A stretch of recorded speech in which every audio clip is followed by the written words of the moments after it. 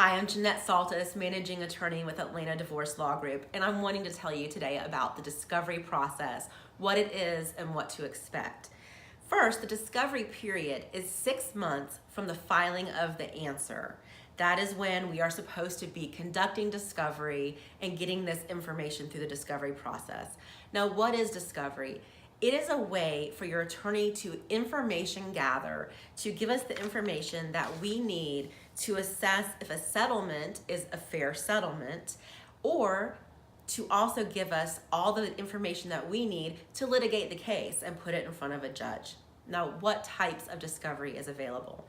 The typical discovery that we send to the other party is called a notice to produce and request for production of documents. That's one document.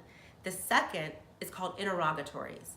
The notice to produce and request for production asks for documents and tangible things.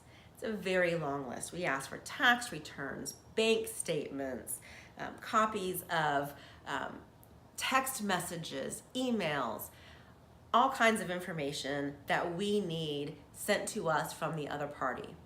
Interrogatories are questions where the other party has to submit a written answer in response. So those are the typical and very common discovery requests. There are other types. We also sometimes send what's called requests for admission. This is a list of not really questions, it's admit this, and they have to respond where they admit or deny each of these allegations. Some other things that we can do to gather information for a case is third-party discovery or non-party. Sometimes we'll send requests to a bank or to a therapist or to someone who's not a party to the case but has information that we need to either litigate or get the case settled. There are also depositions, which is another way of information gathering. A deposition, which we can do on a party or a non-party, is sitting down in a conference room with you, your attorney, the person being deposed. If they have an attorney, that attorney's there as well, and also a court reporter. And it's actually equivalent to court testimony because the court reporter puts the deponent, they swear them in and put them under oath, and then they give sworn testimony that is later put into a transcript, and we can use that in the litigation in the courtroom. So these are the typical methods that we use to gather information for your case. Now, we don't do formal discovery in every case, and this is something that will come up in your initial strategy session.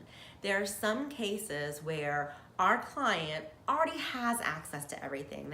They really know the financial situation and what exists, and we leave it up to the client. And something I ask the client is, do you want to spend the money on formal discovery, or do you feel that you have enough information and trust them enough if they've been transparent in what they own and what they've been doing, that you feel comfortable moving forward without formal discovery?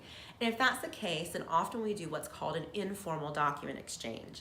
That's where we will reach out to opposing counsel and say, to avoid the expense of formal discovery, can we just exchange some documents?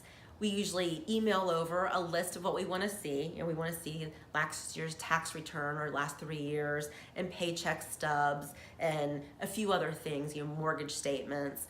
So let's exchange all these documents, and then the next step is typically mediation.